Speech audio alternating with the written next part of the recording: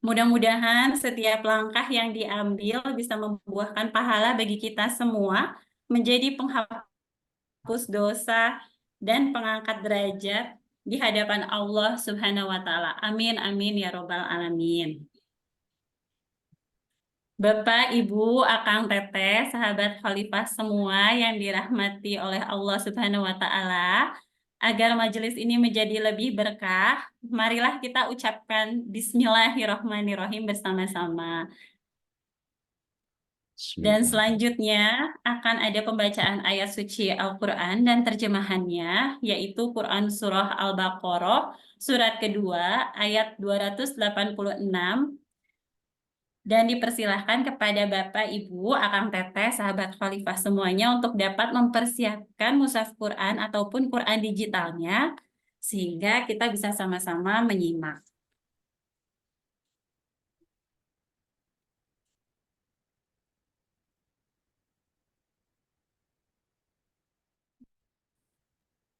A'udzu billahi minasyaitonir rajim.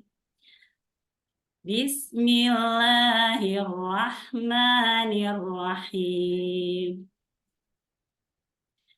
La yukallifullahu nafsan illa wus'aha. Laha ma kasabat wa 'alaiha maktasabat. Rabbana la tu'akhidna in nasina aw akhtana. Rabbana wa la tahmil 'alaina isran kama hamaltahu 'alal ladzina min qablina. Rabbana wa la tuhammilna ma la taqata lana bih wa'fu anna waghfir lana warhamna anta maulana fansurna 'alal qaumil kafirin. Aku berlindung dari godaan syaitan yang terkutuk. Dengan nama Allah yang Maha Pengasih lagi Maha Penyayang. Allah tidak membebani seseorang, melainkan sesuai dengan kesanggupannya. Dia mendapat pahala dari kebajikan yang dikerjakannya, dan dia mendapat siksa dari kejahatan yang diperbuatnya. Mereka berdoa, "Ya Tuhan kami, janganlah Engkau hukum kami jika kami lupa atau kami melakukan kesalahan. Ya Tuhan kami, janganlah Engkau bebani kami dengan beban yang berat, sebagaimana Engkau bebankan kepada orang-orang sebelum kami. Ya Tuhan kami, janganlah Engkau pikulkan kepada kami apa yang tidak sanggup kami memikulnya. Maafkanlah kami, ampunilah kami, dan rahmatilah kami. Engkaulah pelindung orang-orang yang kafir. Maha benar Allah dengan segala firman-Nya. Alhamdulillahirabbil alamin, telah selesai pembacaan ayat suci Al-Qur'an dan terjemahannya tadi. Semoga semakin memberkahi majelis ini. Amin amin ya robbal alamin. Pada kesempatan kali ini, Khalifah Tur juga ingin kembali mengingatkan Bapak, Ibu, Akang Teteh, sahabat Khalifah semuanya tentang beberapa program yang dimiliki, yaitu pertama Umroh plus Turki selama 14 hari hari yang dijadwalkan berangkat tanggal 12 April 2024. Dan karena limited seat untuk program ini, jadi bisa disegerakan untuk pendaftarannya ya, Bapak Ibu, sahabat Khalifah semua. Dan yang kedua, umroh Syawal selama 9 hari. Ada dua agenda keberangkatan. Yang pertama, keberangkatan 12 April 20 April 2024 dan dibimbing langsung oleh Ustadz Asep Fuad Adnan, STH IMAG sebagai pembimbingnya. Dan keberangkatan kedua itu di tanggal 27 April 2024 dengan Ustadz Haji Dedi Haryadi LC sebagai pembimbing. Sebelum masuk ke acara inti kajian online Khalifah, dibantu sampaikan beberapa hal, diantaranya mohon agar Bapak, Ibu, Akang Teteh, sahabat Khalifah semuanya dapat mengaktifkan on kamera agar dapat mempererat silaturahim serta menambah keakraban dalam berinteraksi selama acara. Dan yang kedua, apabila Bapak, Ibu, Akang Teteh, sahabat Khalifah semuanya memiliki pertanyaan, dipersilahkan untuk menulis pertanyaan tersebut di kolom chat karena selesai oleh pemateri. Kemudian di akhir acara akan ada sesi foto bersama yang akan dipandu oleh rekan saya, Kang Hardi, dan diharapkan sahabat Khalifah semuanya dapat hadir turut serta aktif dalam dokumentasi tersebut. Selanjutnya, materi yang akan disampaikan oleh Bapak Ustadz Dr. Haji Aang Ridwan MAG sebagai narasumber, seorang penceramah sekaligus dosen yang juga menjabat Ketua Laboratorium Dakwah dan Komunikasi dari Fakultas Dakwah dan Komunikasi UIN Sunan Gunung Jati Bandung.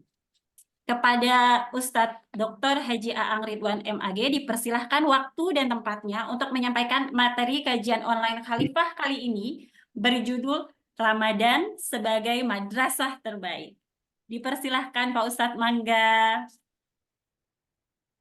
Cek suara saya terdengar jelas, Teknisha. Alhamdulillah terdengar jelas Pak Ustadz. Bismillahirrahmanirrahim. Assalamualaikum warahmatullahi wabarakatuh. Alhamdulillahilladzi qad akhrajana ijal fikri li arbabil hija. Ashhadu an la ilaha illallahul malikul huda. Wa ashhadu anna Muhammadan abduhu wa rasuluhu alladzi la yantiqu 'anil hawa in huwa illa wahyu yuha. Allahumma salli ala sayyidina Muhammadin nuril huda wa samsid duha wa badrid duja wa ala alihi wa ashabihi ahli tuqa wan najah. Amma ba'du, qala Allah Ta'ala fi kitabihil karim wa huwa asdaqul qailin, a'udzu billahi samiil alim minasyaitonir rajim. Bismillahirrahmanirrahim. Syahrul Ramadan alladzi unzila fihil Qur'an hudan linnasi wa bayyinatin minal huda wal furqan. Wa qala aidan Rabbi habli hukma wa alhikni bisalihin waj'alni lisana sidqin fil akhirin waj'alni mi warasati jannatin na'im. Al-ayah sadaqallahul azim. Al-mukarramun, para sahabat Khalifah Tur teristimewa, guru kami, mentor kami, orang tua kami, Bunda Empet, yang sekarang lagi OTW Betawi, yang saya cintai, saya hormati, dan Allah muliakan. Teriring doa tulus, mudah-mudahan Bunda panjang umur, sehat jasmani dan rohani. Kemudian mudah-mudahan Allah senantiasa mentaburi Bunda dengan rahmat, cinta, dan kasih sayangnya. Amin ya Allah ya Rabbal Alamin. Saya pun berharap seluruh sahabat Khalifah Tur yang tergabung pada layar maya sore hari ini. Semoga kita semua berada dalam kondisi yang terbaik, terbaik di pikiran, terbaik di perasaan, terbaik di harapan, terbaik di kesehatan, terbaik juga di rekeningnya masing-masing ya. Mudah-mudahan hingga apapun yang kita lalui pada kesempatan singkat sore hari ini bisa mendatangkan kebaikan bagi kita, dan saya berharap semoga kebaikan itu senantiasa menyertai irama takdir hidup kita sampai ajal nanti. Teknisa dan Bapak Ibu sekalian, sebagaimana tadi disampaikan, insya Allah dalam kesempatan singkat kali ini, saya akan menyampaikan topik tentang Ramadhanu Ajmalul Madrasati. Bahwa bulan suci Ramadan itu adalah madrasah terindah. Bulan suci Ramadan yang tinggal hitungan beberapa hari saja adalah sekolah terindah. Saya yakin Ibu dan Bapak yang hadir pada kesempatan kali ini pernah mengalami sekolah, ya. Teknisnya juga pernah sekolah ya, Teh ya. Alhamdulillah, Pak Ustadz. Dan pasti sekolah itu indah, ya. Pertanyaannya apa yang membuat sekolah kita itu menjadi indah? Jawabannya macam-macam. Ada yang bilang karena ada kisah kasih di sekolah, gitu. Ada yang bilang kenapa sekolah itu indah? Kalau saya sekolah di SMA dulu indah karena ada mata pelajaran favorit, Teknisa. Mata pelajaran favorit saya itu 3. 1 Yaudah, fisika, 2 kimia, Masya 3 Allah. matematika. Allahu Akbar. Itu kalau guru Luar tidak ada. biasa. Itu kalau gurunya tidak ada ya. Ah, Oh, maksudnya kalau nggak ada. kalau gurunya Bisa ada, ya, Ustadz. mata pelajaran favorit itu mengarang bebas. Bapak dan Ibu Iya. sekalian, silakan next ya.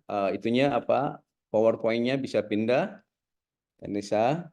Nah, kenapa Ibu Bapak Ramadan disimpulkan sebagai madrasah terindah? Kita bisa melihat nanti faktanya. Sebagai unsur pertama dari sekolah itu ada mursyid, ada guru. Mursyid atau guru utama dari Ramadan sebagai ajmalul madrasati ini adalah langsung Allah. As-sawmu li wa ana ajjibihi, kata Rasul begitu. Muridnya, ibu dan bapak, eksklusif orang-orang beriman. Yang jadi murid Allah di bulan suci Ramadan sebagai ajmalul madrasati itu eksklusif. Hanya orang-orang beriman. Kemudian yang kedua, waktu belajarnya sangat singkat. Ramadan sebagai madrasah terindah ini, waktu belajarnya hanya sebulan saja dalam setahun ini. Lalu apa pelajaran utamanya? Pelajaran utamanya siang hari kita harus siam. Siang hari kita harus puasa.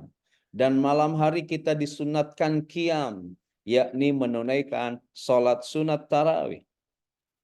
Selain pelajaran utama, ada pelajaran tambahan. Di bulan suci Ramadan itu kita dianjurkan untuk tadarus, untuk berinteraksi sedekat mungkin dengan Al-Quran. Berikutnya wa antum akifuna fil masajid. Kita harus i'tikaf, ya. Kemudian juga di penghujung Ramadan kita diwajibkan untuk menunaikan zakat fitrah. Sudah kita maklumi bersama target atau orientasi akhir dari Ramadan sebagai ajmalul madrasati itu la'allakum tattaqun, melahirkan lulusannya dengan yudisium orang-orang yang bertakwa. Ibu dan Bapak, Ramadan semakin indah ketika Allah memberikan fasilitas utama. Ada fasilitas yang Allah berikan di bulan suci Ramadan ini yang disebut dengan Lailatul Qadar. Malam ketetapan, malam kemuliaan, malam sesaknya bumi karena turun para malaikat ke bumi, malam sesaknya jagat raya ini dengan turunnya para malaikat. Di mana malam itu bila datang bertamu kepada kita, itu khairum min alfi syahrin. Dari gambaran ini kita bisa menarik simpulan bahwa tidak ada perdebatan, saya kira, bahwa bulan suci Ramadan itu hadir sebagai sekolah bagi kita, dan itu di antara sekolah yang paling indah dalam sekolah-sekolah di hidup kita. Bapak dan Ibu sekalian, kita lanjut. Bila Ramadan disebut sebagai Ajmalul Madrasati, ada fakta keindahan.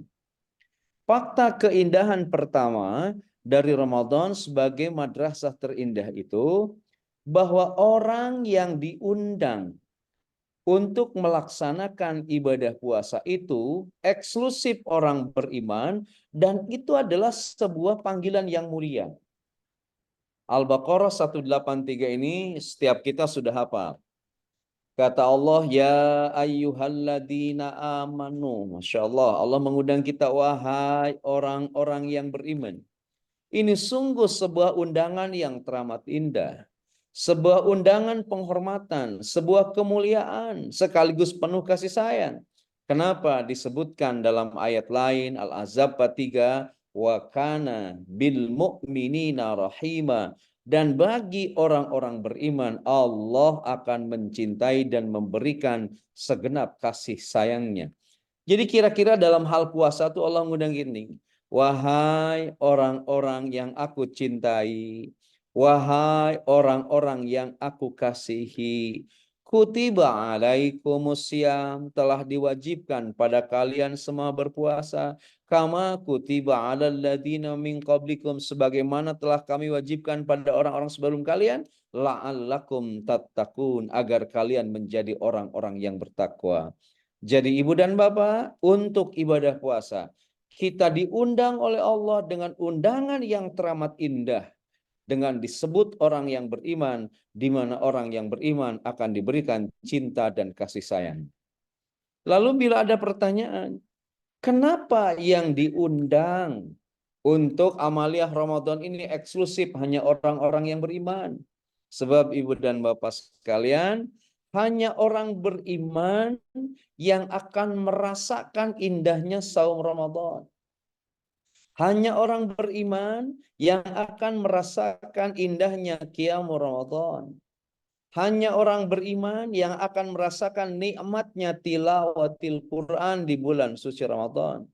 Hanya orang beriman yang akan merasakan nikmatnya bangun di waktu sahur. Hanya orang beriman yang akan merasakan indahnya iktikaf di dalam masjid. Bila hilang keimanan, Ramadan sebagai sekolah terindah itu tidak akan pernah kita rasakan. Maka bila ada pertanyaan, beberapa hari lagi kita akan menghadapi bulan suci Ramadan. Dengan apa Ramadan itu kita sambut? Sambutlah Ramadan itu dengan memperbaharui keimanan. Gunakan waktu beberapa saat ini untuk muhasabah, untuk introspeksi. Sudah seberapa tinggi derajat keimanan kita kepada Allah. Sebab sekali lagi, hanya orang-orang beriman yang akan merasakan nikmat dan indahnya melaksanakan amaliyah di bulan suci Ramadan. Itulah fakta keindahan pertama. Mangga kita lanjut. Berikutnya fakta keindahan kedua. Bapak dan Ibu sekalian, bahwa dengan siam, puasa, dan qiyam, melaksanakan sholat tarawih, dosa kita di masa lalu akan diampuni oleh Allah. Ini Masya Allah dalam hadis yang cukup populer dari Abu Hurairah radhiyallahu anhu, Nabi SAW bersabda, man soma Ramadana, siapa saja yang menunaikan puasa di bulan suci Ramadan, imanan wahtisaban, dasarnya itu iman dan mengharap pahala atau ridho Allah, ghufira lahu ma taqaddama min dambi, maka Allah akan mengampuni dosa kita di masa yang lalu. Ibu dan bapak sekalian, kita itu kan al-insan mahallul khata wan nisyan. Manusia itu tempat berbuat kesalahan dan tempat kesalahan dan lupa. Al-insan mahallul khata, seringkali berbuat salah, wan nisyan dan lupa. Salah dan lupa yang kita produksi, salah dan lupa yang seolah kita reproduksi itu akan menjadi gunungan dosa. Dan dosa-dosa itu akan dihapuskan ketika kita melakukan saum di bulan suci Ramadan. Maka ketika dosa kita dihapuskan oleh Allah, itu adalah sebuah fakta keindahan. Sebab tidak ada hal yang indah melampaui dihapusnya jejak dosa-dosa kita. Dan Nisa banyak dosa. Banyak, Pak Ustadz, banyak pasti. Banyak ya, insya Allah enggak ya, enggak banyak dosa. Ibu dan Bapak sekalian, sahabat Ali Fatur, insya Allah kita semua bersih dari dosa. Ah, Oh, tapi ya, gimana tapi berarti? jangan kecil hati. Allah memberikan bulan suci Ramadan sebagai penghapus dosa-dosa kita. Lalu Rasulullah SAW pun bersabda, ya, redaksinya kira-kira sama. Tetapi ada aspeknya yang berbeda. Man qama Ramadan. Siapa saja yang berdiri melaksanakan sholat di bulan suci Ramadan, maksudnya sholat sunat tarawih, imanan, teknisa dasarnya iman. Bukan sholat sunat tarawihnya pingin bertemu dengan bidadari komplek, bukan. Ya, dasarnya itu wahtisaban, dasarnya juga mengharap ridho dari Allah, mengharap ampunan dari Allah, mengharap pahala dari Allah. Ghufirallahu ma taqaddama min dambi, maka dosa-dosa kita akan diampuni oleh Allah. Lagi-lagi ya, ketika kita melaksanakan sholat sunat tarawih di bulan suci Ramadan dan qiyamu Ramadan yang lainnya, itu menjadi semacam apa namanya ya, alat, menjadi semacam penghapus untuk setiap dosa-dosa yang kita perbuat. Maka bila kita sadar diri makhluk yang kerap kali memproduksi dan mereproduksi dosa, dengan puasa dan sholat sunat tarawih, itu akan dihapus dosa kita oleh Allah Subhanahu wa Ta'ala. Ini, Ibu dan Bapak, fakta keindahan yang kedua. Kita lanjut berikutnya, Ibu dan Bapak sekalian.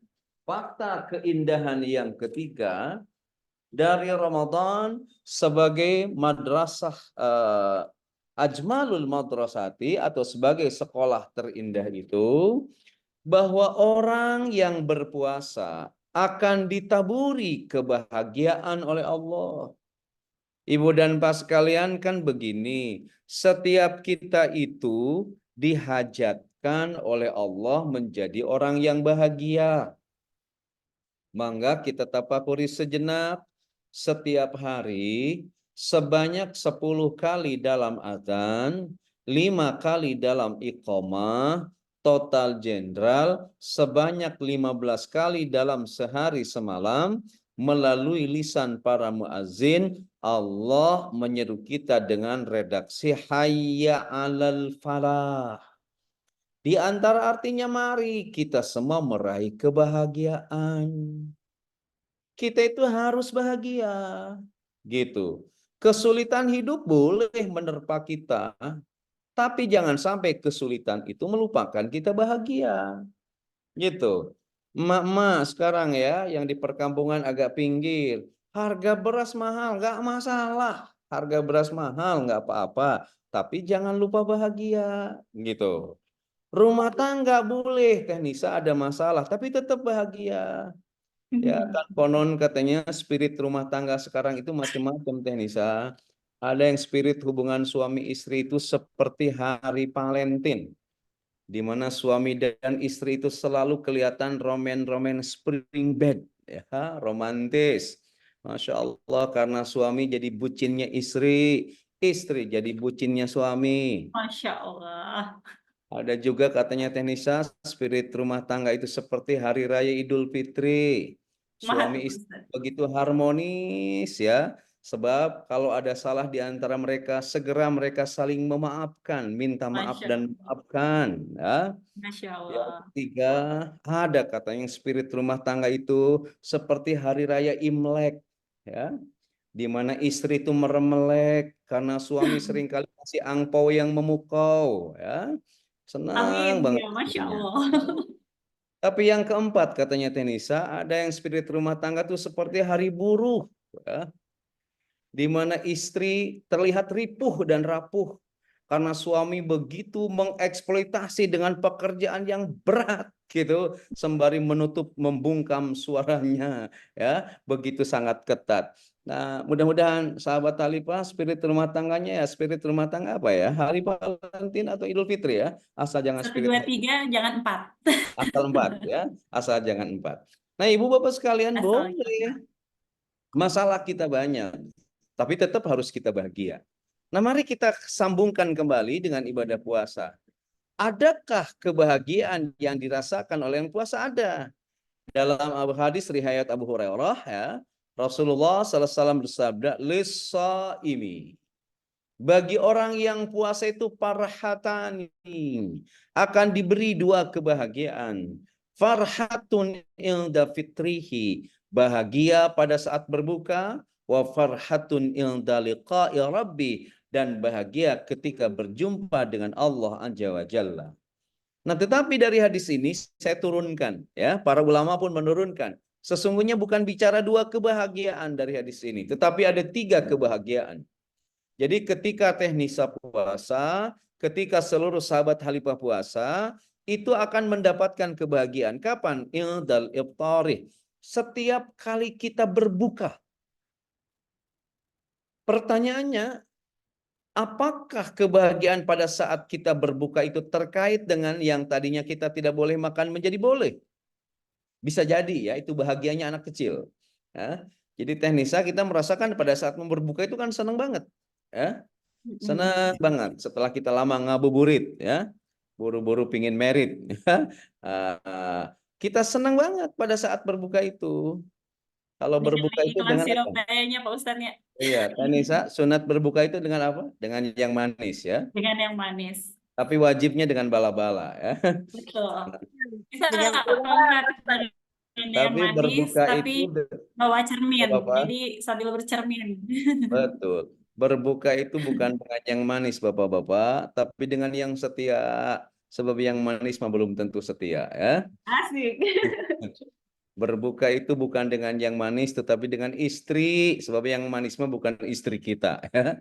Masya Allah. Nah, Bapak dan Ibu sekalian, buka pada saat berbuka kita bahagia. Sebab pertama, tadinya kita tidak boleh makan minum, sekarang bisa menjadi boleh. Tetapi kata para ulama bukan itu. Kenapa sesaat menjelang berbuka puasa kita bahagia? Sebab saat itu bagian dari golden time. Bagian dari waktu emas. Bagian dari saat mustajabah doa. Ya. Jadi sesaat menjelang berbuka puasa, permintaan kita dikabulkan, doa kita diijabah, istighfar kita diampuni. Itu saat menjelang berbuka puasa itu doa-doa kita diijabah oleh Allah. Karena itu Ibu dan Bapak nanti menjelang berbuka puasa, siapkan doa-doa terbaik. Nah, ini Nisa, kalau ngomong saat indah menjelang berbuka, menurut saya tidak ada yang lebih indah ketika kita ikut saum Ramadan di Masjidil Nabawi dan di Masjidil Haram. Masya Amin. Allah. Amin ya Allah. Berdekat Pengalaman gitu saya ya. beberapa tahun yang lalu, dari Masya jam Allah. 5 sore kita keluar dari hotel, Masya keluar Allah. dari hotel itu sudah banyak yang menjemput kita untuk berbuka di lapak yang mereka siapkan. Masya Allah, pada saat di lapaknya itu kita dikasih kudapan untuk berbuka puasa yang beraneka ragam dan enak-enak semua.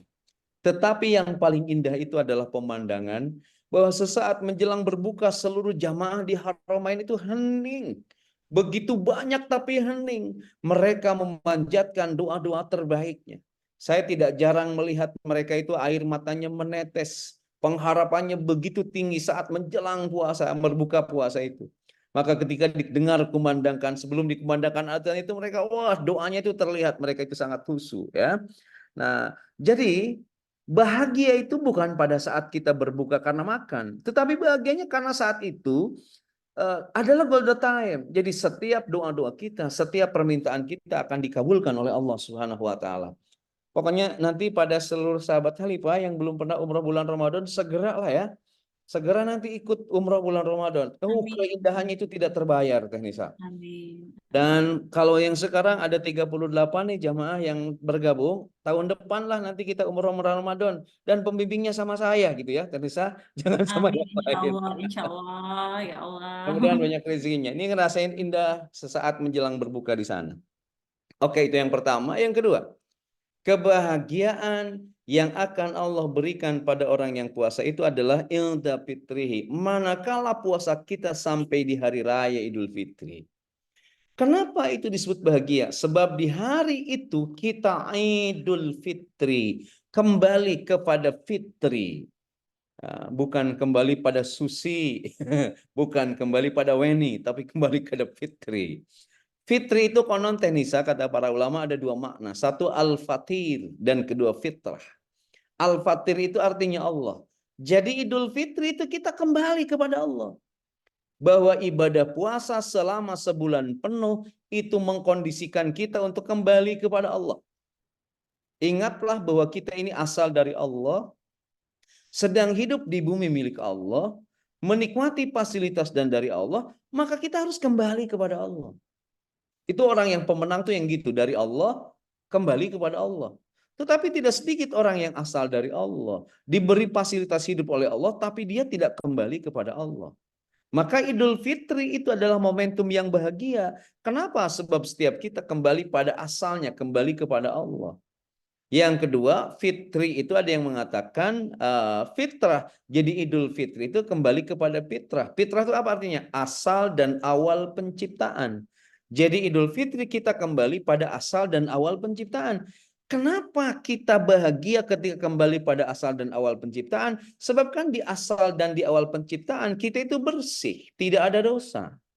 Maka orang yang Idul Fitri itu seperti kayaumi waladathu ummuhu, seperti hari di mana ia baru dilahirkan dari rahim ibunya, bersih dari segala kotoran, bersih dari segala dosa.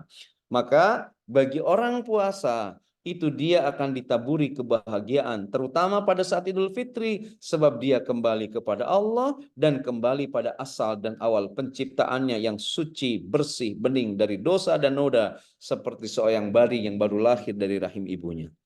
Kemudian yang ketiga, bahagia yang didapat oleh orang yang puasa itu adalah inda liqa'i rabbi.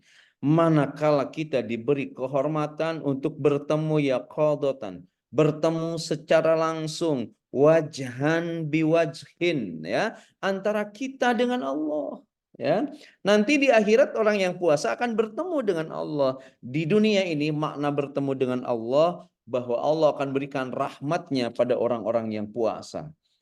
Nah, Bapak dan Ibu sekalian, dalam ragam kebahagiaan ini, ibadah puasa menurut saya, ibadah Ramadan adalah ibadah yang teramat indah. Ramadan sebagai ajmalul madrasati, sebab di dalamnya kita akan dipertemukan dengan kebahagiaan, bahagia pada saat berbuka karena ada saat diijabah doa, bahagia pada saat kita kembali ke Idul Fitri sebab kita kembali pada asal dan awal penciptaan dan kembali pada ilahi Rabbi, dan bahagia pada saat bertemu dengan Allah di yaumil akhir nanti dan bertemu dengan rahmat Allah di dunia ini. Itu yang ketiga. Bapak dan Ibu sekalian, sahabat Tali Fatur yang saya cintai, saya hormati dan Allah muliakan, boleh dilanjut Teknisa. Fakta keindahan yang keempat dari Ramadan sebagai madrasah terindah itu bahwa puasa adalah perisai dari api neraka. Ini dari Jabir bin Abdullah radhiyallahu anhu, Rasulullah sallallahu alaihi wasallam bersabda, "Innamas siyam, sesungguhnya puasa itu junnatun, adalah perisai, yastajinnu bihal abdu minan nar, yang dapat melindungi seorang hamba dari siksa neraka." Ibu dan pasal kalian, neraka ya, jangankan api neraka Teknisa, api naroko saja panas ya. Apalagi api neraka. Nah, saum kita akan menjadi junnah. Saum kita akan menjadi benteng. Saum kita akan menjadi perisai. Saum kita akan menjadi penghalang Dari apa? Dari panasnya api neraka.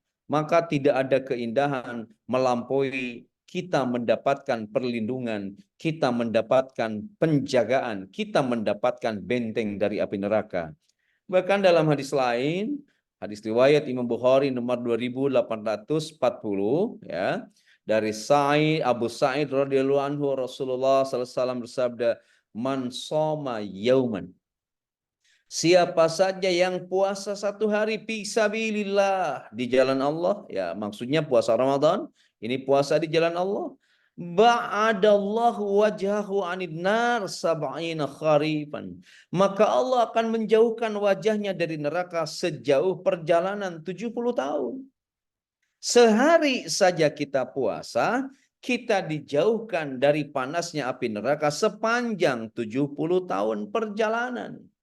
Kalau 7 kali 3 saja, kalau kita genapkan 30 ya, itu 7 kali 3 21 ya. 2100 tahun perjalanan akan kita akan dijauhkan dari sengatan api neraka hanya ketika kita melakukan saum Ramadan. Bapak dan Ibu sekalian, kita harus selalu berlindung kepada Allah dari api neraka. Kan di antara tanda hamba yang dicintai oleh Allah itu kan disebut wa ibadur rahman alladzina yamsuna 'alal ardi hauna. Hamba yang dicintai oleh Allah itu adalah mereka yang hidup di muka bumi dengan rendah hati. Wa idza khatabahumul jahiluna qalu salama. Bila dipanggil dengan kata-kata yang nyinyir dan jahil, qalu salama. Dia menjawab dengan kata-kata penuh yang dengan kedamaian. Walladzina yabituna lirabbihim sujjada wa qiyama. Mereka yang menyisihkan sebagian waktu malamnya untuk rukuk dan sujud menghadap Allah melalui salat tahajud. Walladzina yaquluna rabbana srif 'anna 'adzaba jahannam inna 'adzabaha kana gharama innaha sa'at mustaqarra wa muqama. Jadi hamba yang dicintai oleh Allah itu adalah mereka yang senantiasa memohon kepada Allah untuk diselamatkan dari api neraka. Dan permohonan itu akan dikabulkan manakala kita melaksanakan ibadah puasa, sebab kata hadis ini innamas siyam junnatun, sungguh puasa itu adalah benteng yastajinnu bihal abdu minan nar, yang dapat melindungi seorang hamba dari siksa neraka. Bapak dan Ibu sekalian, tidak ada keindahan dalam hidup ini melampaui kita dijaga dari api neraka. Itulah fakta keempat yang semakin memperkuat bahwa Ramadan sebagai ajmalul madrasati. Ibu dan Bapak, jamaah Halifatur yang saya cintai, saya hormati, dan Allah muliakan.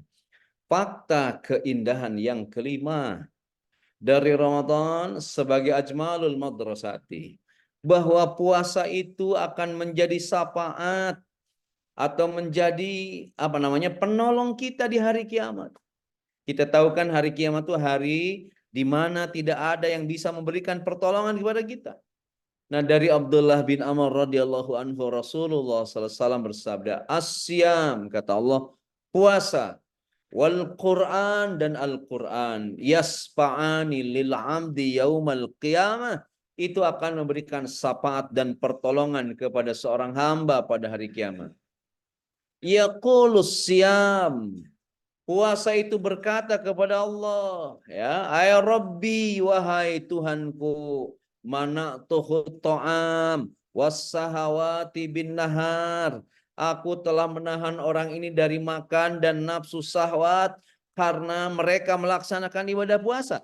Jadi puasa kita kepada Allah di akhirat nanti dia bilang, Rabbi mana'tuhu ta'am wassahawat. Ya Rabb, orang ini menahan lapar. Orang ini menahan syahwat karena melaksanakan puasa. Gitu. Syafi'ani fihi, perkenankanlah aku untuk memberikan syafaat kepadanya. Itu kata puasa. Lalu Al-Quran pun berkata, wa yaqulul Quran. Quran pun berkata kepada Allah, mana'tuhun naum billail ya Rabb. Orang ini atau aku telah melarang dia tidur pada malam hari karena untuk membacaku. Fasaffi'ani fihi, karena itu ya Rabb, perkenankan aku untuk memberikan syafaat pada orang ini. Ibu bapak, puasa minta kepada Allah supaya kita diberi syafaat. Lalu Al-Quran meminta kepada Allah supaya kita diberi syafaat. Puasa minta kepada Allah memberi syafaat kepada kita karena di siang hari kita menahan lapar dan syahwat. Al-Quran meminta syafaat kepada Allah untuk kita karena kita membaca Al-Quran di waktu malam. Kata Al-Quran itu qala, maka Allah berkata fayusyafa'ani, maka syafaat keduanya diperkenankan. Jadi puasa akan memberikan syafaat atau pertolongan kepada kita di hari kiamat. Hari di mana tidak ada yang bisa memberikan pertolongan pada kita. Dan juga Al-Quran akan memberikan pertolongan pada kita, syafaat kepada kita di hari kiamat. Di hari di mana tidak ada yang bisa memberikan pertolongan kepada kita. Maka ibu dan bapak, Ramadan betul-betul sebagai madrasah terindah. Karena Ramadan kita berpuasa dan puasa akan berikan syafaat pada kita. Yang terpenting juga Al-Quran. Ibu dan bapak, jaga interaksi kita dengan Al-Quran di bulan suci Ramadan ini. Sebab tadi kan syahrul Ramadan alladzi unzila fihil Quran hudal linnasi wa bayyinatim minal huda wal furqan, ya. Nah, ibu-ibu, bapak-bapak, tahap interaksi dengan Al-Quran sering saya sampaikan di kajian komunitas Halifah itu. Satu, contohnya ada qiraah. Dua, ada tilawah. Tiga, ada terjemah. Empat, ada tafsir. Lima, ada tahfidz. Enam, ada tatbik. Itu tahap kita interaksi dengan Al-Quran. Maka ibu dan bapak sekalian, jangan jauh dari Al-Quran di bulan suci Ramadan ini. Ya, syukur-syukur ada peningkatan di bulan suci Ramadan ini. Kalau kemarin di bulan Syawal selain Ramadan baca Quran hanya 1 juz sehari, mudah-mudahan di bulan suci Ramadan bisa jadi 2 juz, bisa menjadi 3 juz ya. Sebab semakin banyak kuantitas kita baca Al-Quran, itu ternyata berbanding lurus dengan dihapusnya dosa-dosa kita. Sebab sudah jelas berinteraksi dengan Al-Quran itu adalah kebaikan. Dan kata Allah, innal hasanati, sesungguhnya setiap kebaikan itu akan menghapus jejak-jejak dosa kita di masa lalu. Ya. Itulah jadi fakta keindahan yang kelima. Berikutnya kita lanjut, ibu dan bapak sekalian. Fakta keindahan yang keenam ini yang luar biasa indah ya. Bahwa Ramadan semakin indah ketika Allah memberikan fasilitas yang disebut dengan Lailatul Qadar, ya. Inna anzalnahu fi Lailatul Qadar wa ma adraka ma Lailatul Qadar. Lailatul Qadri khairum min alfi syahr, tanazzalul malaikatu warruhu fiha biidni rabbihim min kulli amr, salamun hiya hatta matla'il fajr. Apakah arti Al-Qadr? Lailatul Qadar, malam Al-Qadar itu ada 3. Satu, Al-Qadar itu artinya penetapan dan pengaturan Allah. Jadi Lailatul Qadar itu malam Allah menetapkan dan mengatur takdir kita.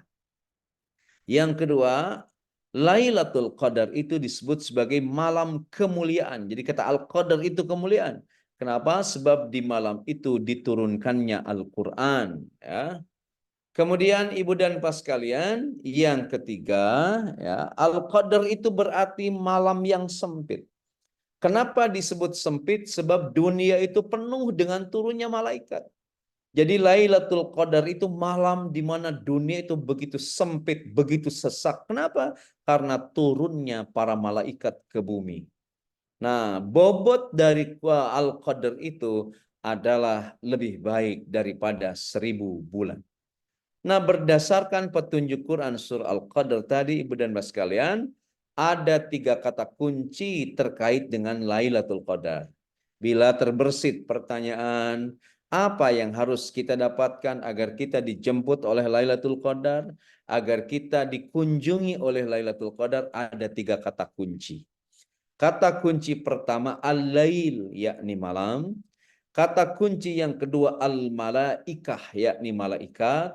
Dan kata kunci ketiga adalah Al-Quran. Maka perhatikan 3 kata kunci ini. agendakan dari sekarang agar kita dikunjungi oleh malam Al-Qadar itu. Satu, Al-Lail. Al-Lail itu artinya malam. Maka hidupkanlah waktu malam, terkhusus di 10 malam terakhir, dengan menjaga sholat fardu berjamaah, menghidupkan malam dengan sholat sunat tarawih, ya. Jangan pindah ke mall, jangan pindah ke Alfamaret, jangan pindah ke Indomaret, jangan pindah ke Yomat, ya. Tenisa Alfamaret dan Indomaret, ya. Ini Tenisa, saya menanya, siapakah artis yang terkuat? Artis yang hebat terkuat itu siapa? Ayu Ting Ting. Kenapa? Kan ada lagunya, ke sana kemari membawa Alfamart, ya kuat dia itu, ya. Ibu dan Bapak sekalian, hidupkan 10 malam terakhir itu, jangan pindah kemana-mana, ya. Kalau bisa hidupkan dengan sholat sunat tarawih, hidupkan menjaga sholat sunatnya berjamaah di malam 10 terakhir itu. Tentu lebih baik bila sebulan penuh itu kita jaga. Yang kedua, hidupkan malam itu dengan doa. Ya, waktu malam hidupkan dengan doa-doa kita, hidupkan dengan zikir kita, hidupkan dengan munajat kita, dan tentu jaga dengan i'tikaf, ya, wa antum akifuna fil masajid, jaga dengan i'tikaf, ya. Oke, jadi kalau kita ingin dikunjungi malam Al-Qadar, Al-Qadar itu ada 3 kata kunci utama. Yang pertama lail, maka silahkan jaga malam 10 malam terakhir. Jaga sepanjang malam di bulan suci Ramadan itu lebih baik dengan amaliyah-amaliyah yang mulia. Jaga sholatnya berjamaah, jaga sholat sunat tarawihnya jangan sampai ditinggalkan, jaga zikir munajat doanya, jaga iktikafnya, itu harus dijaga. Yang kedua, Lailatul Qadar itu kata kunci yang kedua adalah al-malaikah. Jadi 10 malam terakhir khususnya, kepribadian malaikat itu harus menjadi kepribadian kita. Tenisa kan setiap kita diperintah untuk iman pada malaikat Allah kan? Nah, iman kepada malaikat Allah itu bukan sekedar menghafal nama-nama malaikat, bukan. Tapi bagaimana kepribadian malaikat itu bisa menjadi kepribadian kita. Mana kepribadian malaikat itu? Sami'na wa ata'na bila kaibah. Malaikat itu selalu taat mendengarkan perintah Allah tanpa basa-basi dan argumentasi. Ya, malaikat itu kan makhluk yang Allah ciptakan dari cahaya. Silakan filosofi malaikat diambil.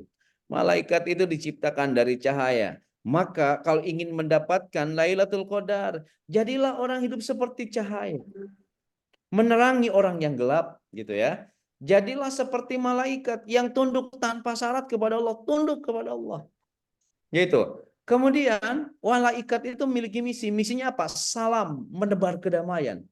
Maka di 10 malam terakhir kalau ingin dikunjungi Lailatul Qadar, jadilah pribadi-pribadi penebar kedamaian.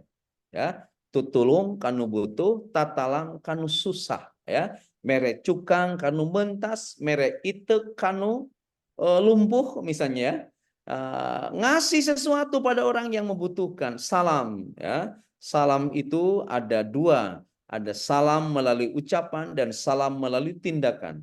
Salam melalui ucapkan adalah menjaga gaya komunikasi kita yang respektif, menjaga gaya komunikasi kita yang empatik, menjaga kedamaian yang ditebar oleh lisan kita. Dan ada salam juga melalui segenap perilaku kita. Miliki, Ibu dan Bapak, seluruh kepribadian malaikat agar malaikat berkunjung di malam Al-Qadar, memberi ketetapan Allah kepada kita yang lebih baik daripada 1000 bulan. Kemudian ketiga, kata kunci dari Al-Qadar itu adalah Al-Quran.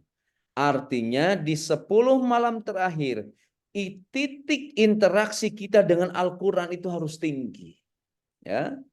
Jadi interaksi kita dengan Al-Quran pada 10 malam terakhir itu harus berada pada titik interaksi yang cukup tinggi. Ya. Baik tadi melalui qiraah, melalui tilawah, melalui terjemah, melalui tafsir, melalui tahfidz, melalui tatbik, itu harus berada pada titik kulminasi yang paling tinggi. Nah, kata para ulama, kalau ketiganya kita perhatikan, malamnya kita perhatikan, kepribadian malaikat kita miliki, interaksi kita dengan Al-Quran begitu tinggi, maka antara 10 hal yang terakhir itu Allah akan menetapkan kepada kita Al-Qadar, Lailatul Qadar, malam kemuliaan yang lebih baik daripada 1000 bulan. Ibu dan Bapak sekalian, itulah di antara fakta-fakta keindahan dari Ramadan sebagai ajmalul madrasati. Ramadan itu sebagai sekolah terindah. Beberapa hari lagi kita akan memasuki bulan suci Ramadan. Mudah-mudahan Allah menyampaikan kita, karena itu Rasulullah membimbing doa bagi kita semua. Allahumma barik lana fi Rajaba wa Sa'bana wa baligna Ramadana. Mudah-mudahan Allah menyampaikan kita pada bulan suci Ramadan di tahun ini, hingga indahnya bulan Ramadan bisa kita nikmati bersama-sama. Teh Nisa, sebagai penghantar saya kira kita cukupkan sampai di situ. Silakan Ibu dan Bapak kalau ada yang menambah. Juga kalau Bunda Empet masih bergabung, kita pinta wejangan beliau ya. Kita pinta wejangan beliau kalau Bunda Empet masih bergabung. Bangga Teh Nisa, saya kembalikan.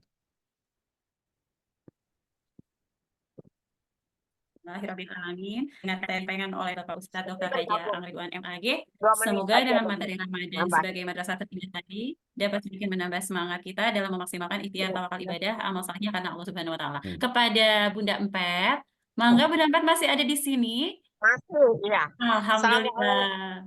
Assalamualaikum warahmatullahi wabarakatuh. Hanya tambahan, semua juga sudah komplit dari Ustadz Aang. Malah saya juga ngambil pelajarannya untuk nanti saya sampaikan di taklim-taklim. Tapi yang saya tambahin aja bahwa kepada semua jamaah, anggaplah ini adalah Ramadan yang terakhir, supaya kita khusyuk, karena belum tentu umur kita sampai dengan Ramadan yang akan datang. Syukuri dan nikmati dengan ibadah-ibadah yang khusyuk yang tadi telah disampaikan, aktualisasikan dalam kehidupan kita selama bulan Ramadan ini. Insya Allah, Allah akan memudahkan dan melancarkan, serta Allah akan mensehatkan kita. Assalamualaikum warahmatullahi wabarakatuh. Waalaikumsalam. Waalaikumsalam warahmatullahi wabarakatuh. Alhamdulillah nasihatnya dari Bunda Empet ya. Jadi semakin semangat. Ini mungkin karena vibes-nya juga kita sudah menjelang Ramadan ya Pak Ustadz. Jadi kayak notes saya langsung banyak nih Pak Ustadz. Saya bukti nih. Nyatet terus. Ya, insya Allah. Baik Bapak Ibu, akan teteh sahabat Khalifah semua, kita akan masuk ke sesi tanya jawab. Insya Allah saya akan bacakan pertanyaan-pertanyaan yang sudah masuk ke kolom chat kita. Masya Allah, saya sudah semakin hafal nih bagi para peserta yang aktif bertanya. Ibu Yuniarti, apa kabar Bu Yuniarti? Dari jauh sudah senyum-senyum ketika saya bilang. Saya sudah semakin hafal. Baik, Bu Yuniarti, saya izin membacakan dulu pertanyaannya. Nanti dipersilahkan waktu dan tempatnya untuk berdiskusi langsung dengan Ustadz Aang. Assalamualaikum warahmatullahi wabarakatuh. Izin bertanya, kita ingin kembali kepada Allah sebagai fitrahnya. Semua fasilitas Allah yang memberi rezeki, puasa, Ramadan ini ingin khusyuk. Tetapi sangat sulit tilawah bangun malam karena melakukan persiapan sahur mungkin ya. Bagaimana solusinya Pak Ustadz? Kalau kita ingin bahagia di dunia dan akhirat, tetapi ibadah masih berantakan, puasa sholat juga masih harus ditata, tetapi sudah sering minta ampun kepada Allah karena ingin bahagia lahir batin dunia akhirat. Mangga Pak Ustadz AA, mangga Bu Yuniarti, silahkan menyapa Bapak Ustadz Alhamdulillah. langsung. Ya, saya bisa silaturahim lagi dengan Ibu Yuniati. Ya, assalamualaikum Ya, Ustadz. kita sering silaturahim tuh pas COVID ya. Iya. Setelah COVID kita jadi jarang silaturahim. Ibu dan Pak sekalian, betul bahwa setiap kita dihajatkan oleh Allah untuk bahagia. Di antara rumus bahagia itu, salah satu di antaranya adalah dengan ketundukan dan kepatuhan kita kepada Allah dalam melaksanakan ibadah. Ya, kita ambil salah satu contoh kasus misalnya di Quran surah Al-Mu'minun. Kata Allah, qad aflahal mu'minun. Sungguh akan bahagia orang-orang beriman. Siapakah orang-orang iman yang akan bahagia itu? Alladzina hum fi sholatihim khashi'un. Yakni mereka yang bisa menjaga sholatnya dengan khusyuk.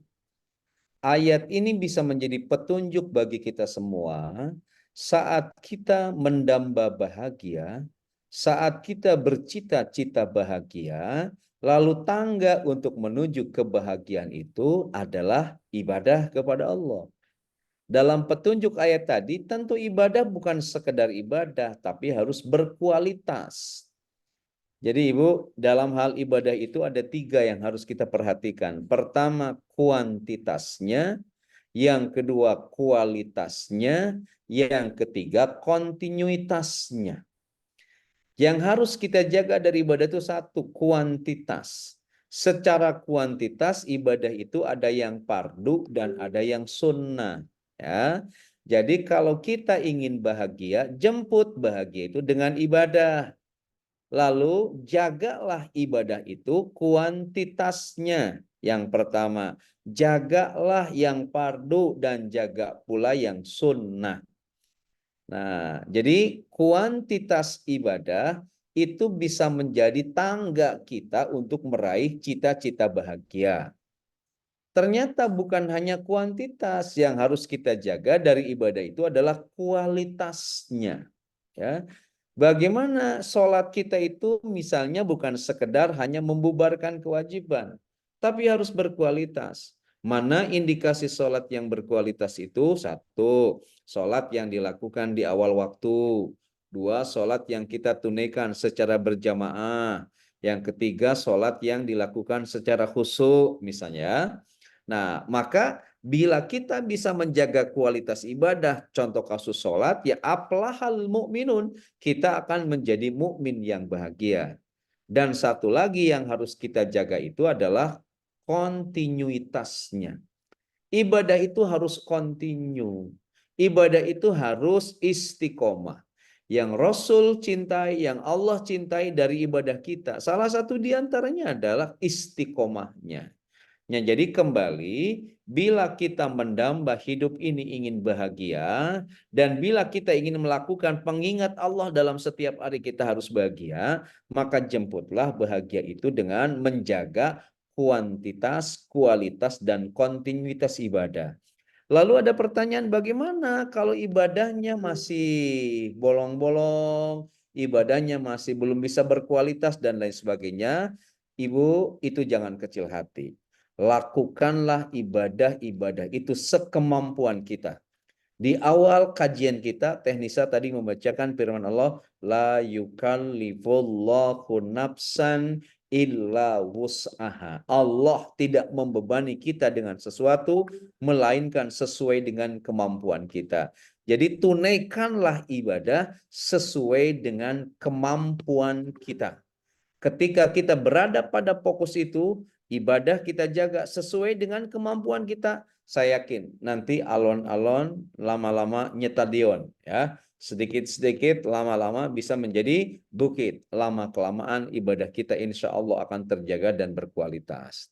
Jadi Bu Yuniati, saya sepakat, jangan lupa terus untuk bahagia. Bila bahagia harus dijemput dengan ibadah-ibadah kita, maka jangan kecil hati, tunaikanlah ibadah itu sebatas kemampuan kita, tapi kekeh, harus ada motivasi. Kita ingin menjaga ibadah kita, baik pada sisi kuantitasnya, kualitasnya, maupun kontinuitasnya. Itu mungkin teknik saya. Masya Allah, Pak Ustadz. Ini ada tambahan lagi dari Boleh. Ibu Ratna. Ustadz, pada 10 malam terakhir, seringkali ada kajian-kajian. Apakah kita lebih baik tadarus Al-Quran daripada mendengarkan kajian? Begitu, Pak Ustadz, pertanyaannya. Bu Ratna mangga, Bu Ratna on cam. Bisa menyapa langsung Pak Ustadz Aang. Oke. Terima kasih Bu Haji Ratna. Ya, Bu Ratna punten itunya masih apa? Masih di mute ya, mikrofonnya masih di mute ya, Bu Ratna. Mau menyapa, ya. Waalaikumsalam Ustaz. Oke. Salam, sehat Bu Haji. Alhamdulillah. Bu Haji Ratna tinggal di mana? Solo, Ustadz. Oh, Masya Allah, dari Solo ya bisa berinteraksi. Bisa berhubung dengan Halifah, terhubung dengan Halifah, tahu dari mana Bu Haji? Kemarin sama Ustadz. Pak Ustadz keluar. Mohon maaf Umroh. ya. Ini saya malah yang lupa, yang tua malah saya ya. Tapi Oke. alhamdulillah ya Pak Ustadz lewat Sehat Ibu kajian ya, online sehat ini. sekarang ya. Oke, Bu Haji Ratna, mudah-mudahan sehat selalu yang dari Solo ya dengan keluarga. Pertanyaannya bagus. Pada 10 malam terakhir seringkali ada kajian-kajian. Apakah kita lebih baik tadarus Al-Quran daripada mendengar kajian? Begini, 10 malam terakhir itu kita harus berinteraksi dengan Al-Quran. Tahap interaksi dengan Al-Quran itu tadi saya sudah menggambarkan. Ada banyak. Satu, qiraah. Membaca Al-Quran sekemampuan kita. Membaca Al-Quran tanpa panduan ilmu dan seninya. Membaca Al-Quran sebatas yang kita bisa. Itu ya. Nah, tetapi dari qiraah ini harus kita tingkatkan pada tilawah. Tilawah itu membaca Al-Quran dengan panduan ilmu dan seninya. Hingga bacaan Al-Quran itu enak kita dengarkan. Lalu berikutnya interaksi kita dengan Al-Quran itu adalah membaca terjemahnya. Terjemahnya kita baca. Lalu berikutnya juga tingkatkan. Kalau terjemah pintu awal untuk memahami luasan arti dan kedalaman makna Al-Quran, maka tingkatkan berikutnya ada tafsir. Tafsir ini pintu kedua untuk memahami luasan arti dan kedalaman makna Al-Quran. Teh Nisa, kalau kita berinteraksi dengan Al-Quran sudah pada level tafsir, maka Al-Quran itu akan membanjiri kita dengan ilmu pengetahuan, dengan ragam informasi yang tidak hanya mencerdaskan, tetapi mencerahkan. Saya yakin ibu-ibu ya, ibu-ibu yang hadir sekarang, saya yakin sudah kenal dengan Ustadz Adi Hidayat kan? Beliau itu pintar. Ustadz Abdul Somad, beliau itu pintar. Ustadzah Halimah Alaidrus, beliau itu pintar. Lalu Ustadz Ar-Raji Hasim, beliau pintar. Kalau di Bandung misalnya siapa? Ustadz Am Amiruddin, beliau pintar. Ustadz Dedi Haryadi, beliau itu pintar. Pertanyaannya kenapa beliau itu pintar? Gitu. Ustadz Wijayanto itu pintar. Kenapa mereka itu pintar? Karena mereka berinteraksi dengan Al-Qur'annya bukan lagi pada level qiraah dan tilawah, tapi interaksinya pada level tafsir. Jadi kalau ibu dan bapak sudah berinteraksi dengan Al-Quran pada level tafsir, itu akan mendapatkan kecerdasan yang sama. Lalu pertanyaannya, di mana kita bisa berinteraksi pada level tafsir? Di antaranya pada kajian-kajian. Jadi di 10 malam terakhir, bolehkah, mana yang harus kita pilih? Tadarus atau ikut kajian? Menurut saya pilih dua-duanya. Bu ya. Kalau lagi sendiri, misalnya ibu tadarus baca Quran. Nah, agak sedikit bosan-bosan, ibu ikut kajian. Di mana di dalamnya dikaji tafsir-tafsir Al-Quran. Jadi menurut saya, Bu Haji Ratna, antara tadarus dan ikut kajian di 10 malam terakhir, dua-duanya bagus. Silakan pilih opsi yang mana. Bila di rumah lagi sendiri, bacalah tadarus Al-Quran. Siang hari ada kesempatan untuk ikut kajian, terutama kajian-kajian yang mengupas luasan arti dan kedalaman makna Al-Quran. Jadi bagus dua-duanya ya. Makna tadarus juga kan, setelah tadarus ada tadabur, kesananya mentadaburi Al-Quran. Jadi Bu Haji Ratna, lanjutkan kebiasaan mengikuti kajian di 10 malam terakhir. Kalau lagi sendiri, itu bisa digunakan dengan membaca Al-Quran atau tadarus dengan sendirian. Kalau lagi ada waktu kosong, jangan dibiarkan kosong. Ikuti kajian. Sebab yakin kajian-kajian yang diselenggarakan di bulan suci Ramadan, lazimnya itu membuat kita berinteraksi dengan Al-Quran. Itu Bu Haji Ratna ya. Mudah-mudahan Ibu sehat selalu, panjang umurnya ya, dan bahagia selalu. Jangan lupa nanti umroh lagi ya Bu ya. Nanti umroh lagi Amin, berbagi amin. dengan Khalifah. Ya. Iya Pak Ustadz, jadi senang ya dengan kajian online ini bisa silaturahim lanjut. Pak Ustadz, ini ada pertanyaan terakhir mungkin ya Pak Ustadz ya? Boleh, mangga Dari, silakan. dari Ibu siapa ini ya? Tertulisnya hanya iPhone gitu Bu. iPhone. Di sini nanti mungkin bisa menyapa langsung ya buat penanya. Silahkan menyapa langsung Pak Ustadznya. Oke, mangga Ibu, dengan Ibu siapa? Yang pakai iPhone. Oh, atau ya. Halo, Oh iya, Assalamualaikum. iya. Ibu Mas, tulisan nama saya nggak ada ya? Nggak masuk nggak ada ya? Bu, adanya Apa, Ayu. Saya Ibu? Bu Silakan. Susi, Pak Ustadz. Masya Allah, Ibu Susi. Dari Jakarta, Bu, atau dari Tasik? Saya dari Bandung, Pak Ustadz. Lagi di Bandung. Masya Hmm. Allah. Lagi di mana di Bandungnya, Bu? Lagi sama cucu, lagi kurang sehat, Pak Ustadz. Masya Jadi Allah. menunggui cucu yang kurang sehat, gitu. Mudah-mudahan cepat sehat ya, Ibu cucunya. Amin, Pak Ustadz. Terima kasih. Emang boleh bertanya, Pak Ustadz? Boleh bertanya. Tadi pertanyaan sudah ada yang ditulisan ya. Betul, Ada, betul, ada, betul. ada. Saya bantu Ada. bacakan ya, Bu Susi Sok, ya. mangga, mangga. Assalamualaikum, melaksanakan ibadah dengan khusyuk kadang-kadang terasa sulit, apalagi dihadapkan dengan kegiatan rutinitas yang selalu muncul.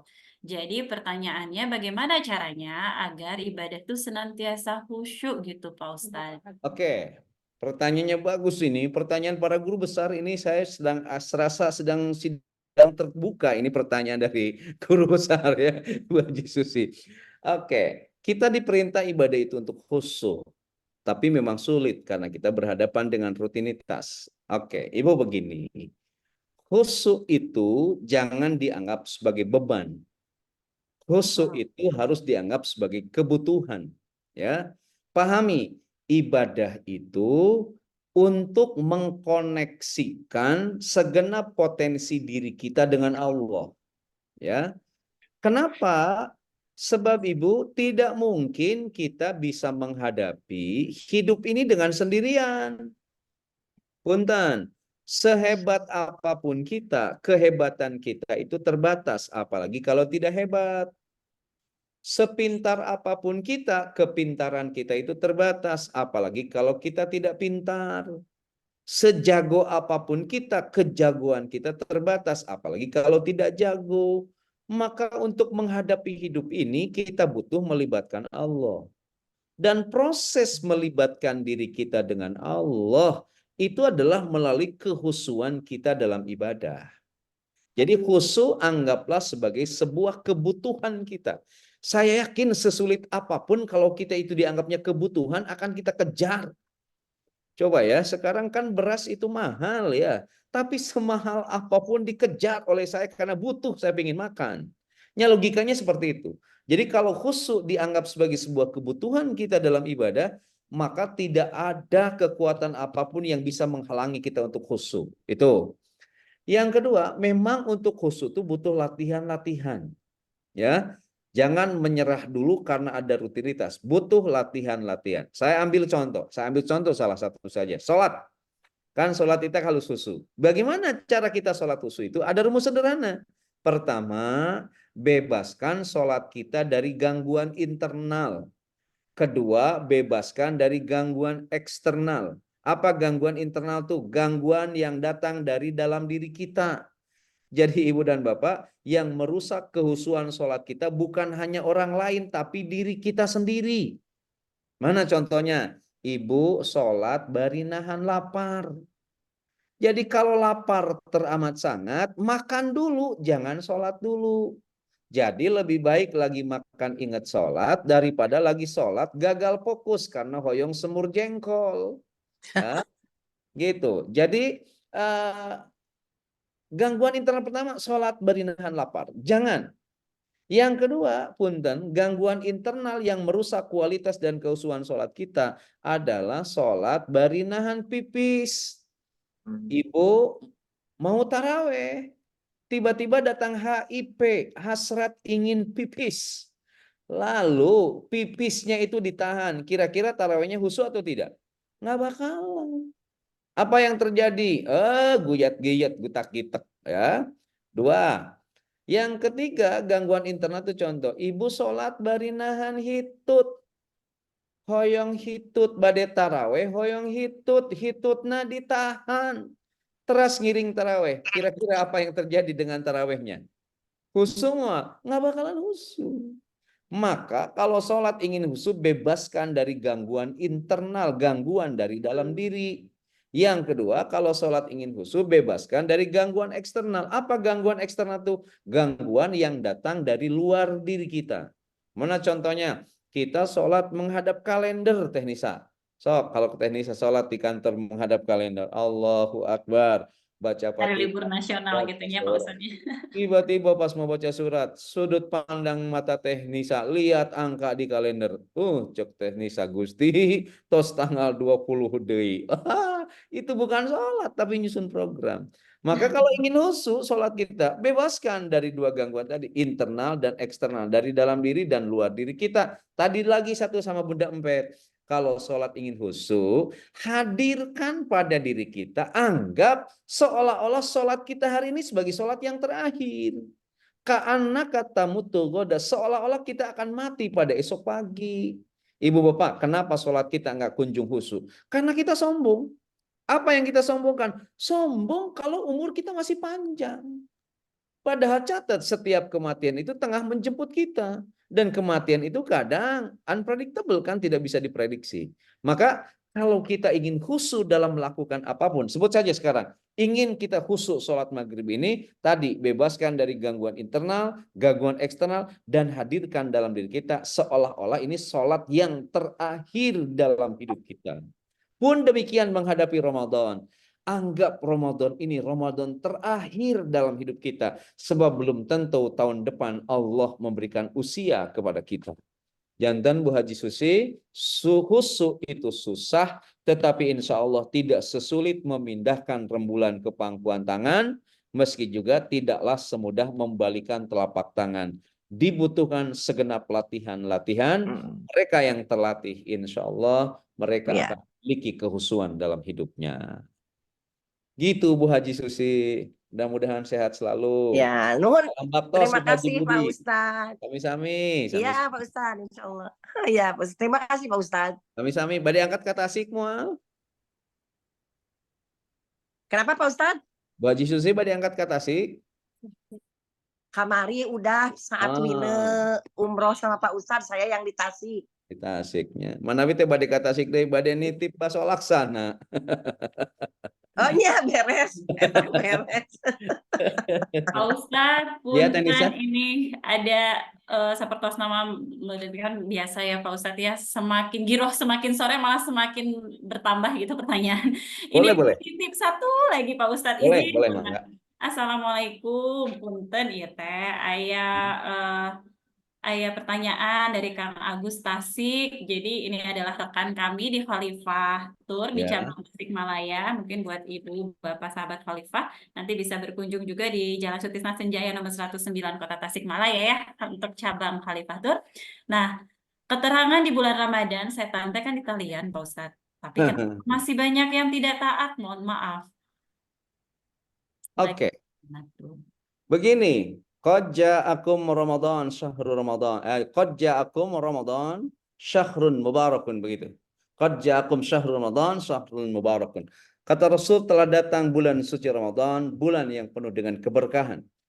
Nah, Ramadan itu bulan yang penuh berkah. Keberkahan di Ramadan itu diantaranya setiap doa kita diijabah, permintaan kita diberi, istighfar kita diampuni, dan setan-setan itu dibelenggu.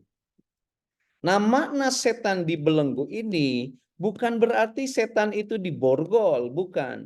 Tapi potensi saitoniah itu menjadi lesu, loyo, gitu ya, lemah. Kenapa? Karena produktivitas kita dalam kebaikan.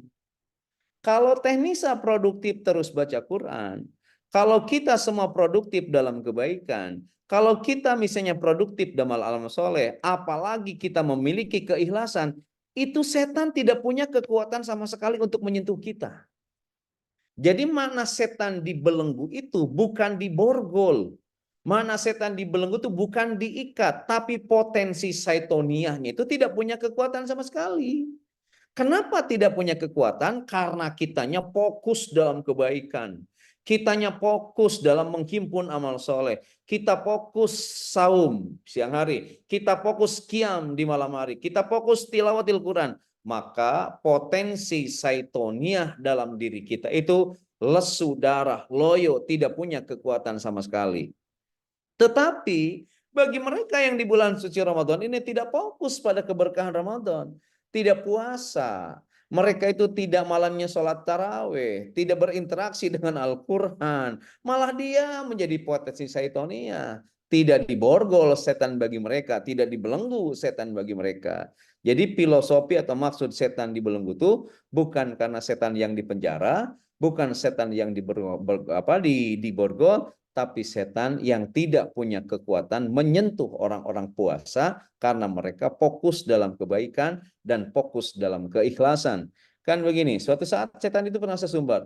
Qala fabima aghwaytani la'aqudanna lahum shiratakal mustaqim. Kata setan, ya Rob, aku ini karena telah engkau takdirkan menjadi hamba yang tersesat, maka izinkanlah hamba untuk menyesatkan umat manusia dari jalan engkau yang lurus.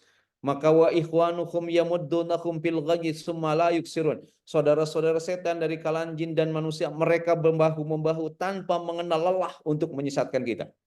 Dan Nisa, setan itu tidak pernah mengenal lelah untuk menyesatkan kita. Pertanyaannya, kita pernah lelah enggak sholat malam? Ada yang menjawab tidak pernah, Ustaz, tidak pernah lelah. Nyanyi dan tidak pernah sholat malamnya. Ya. Apakah ibu pernah lelah baca Al-Quran? Saya tidak pernah lelah, Ustaz. Ya iya, ada tidak pernah baca Qurannya ya. Nah, jadi kalau kita lelah, capek, loyo, ya, ingatlah setan itu tidak pernah lelah menggoda kita. Tetapi setan menyatakan kepada Allah di hadapan Allah, illa kecuali hamba-hambamu yang ikhlas. Jadi orang-orang yang ikhlas itu setan tidak punya kekuatan untuk menyentuh diri kita. Ya, dan keikhlasan itu dikonstruk oleh amal soleh dan kebaikan-kebaikan kita. Maka Ustadz Agus yang di Tasik, makna setan dibelenggu itu bukan diikat, bukan ditalian, bungkat, dicangkrut, paguh gitu ya, tetapi potensi mereka untuk menggoda tidak memiliki energi untuk menyentuh kita karena memang mereka itu karena kitanya itu senantiasa produktif dalam kebaikan, fokus dengan penuh keikhlasan pada Allah Subhanahu wa taala. Itu Teknisa. Masya Allah, tidak terasa ya. Kita sudah sampai di penghujung acara dan karena itu rekan saya, Kang Hardi, yang tadi saya sudah sampaikan, akan bantu mendokumentasikan Bapak Ibu Akang Teteh sahabat Khalifah semuanya. Mari kita bersiap on cam semuanya untuk berikan senyum terbaiknya. Kang Hardi sudah siap? Masya Allah. Baik, ya. 1, 2, 3, ya. Sekali lagi mungkin ya Bapak Ibu ya. Ayo bismillah dengan semangat menyambut Ramadan. Bismillahirrahmanirrahim. 1, 2, 3. Masya Allah, Kang tabarakallah, terima Topan kasih. ya, yang paling ganteng nih Kang Topan. Masya Allah, Kang Topan. Masya Allah. Iya nih Kang Topan itu di balik layar semua ini virtual background yang kita pakai. Masya Allah. Baik, untuk menutup kelas ini, kita ucapkan hamdalah bersama. Alhamdulillahirabbil alamin dan doa kafaratul majelis. Subhanakallahumma wa bihamdika asyhadu alla ilaha illa anta astaghfiruka wa atubu ilaik. Terima kasih. Wassalamualaikum warahmatullahi wabarakatuh. Hatur nuhun Pak Ustadz. Waalaikumsalam. Terima kasih Bu Nisa. Sehat semua ibu-ibu ya. Makasih Bu Nisa. Terima kasih Pak Ustadz Aang. Pak Ustadz Aang, jazakallahu khairan katsira, Pak. Ibu, awis tepang Bu Mina. Masya Allah, sehat selalu. Nuhun, mangga. Assalamualaikum. Waalaikumsalam, mangga Bu Haji. Salam ke Pak Haji Budi. Mangga, nuhun. Sami, mangga. Teh Nisa, saya izin live ya. Assalamualaikum. Waalaikumsalam Pak Ustadz. Mangga, yuk.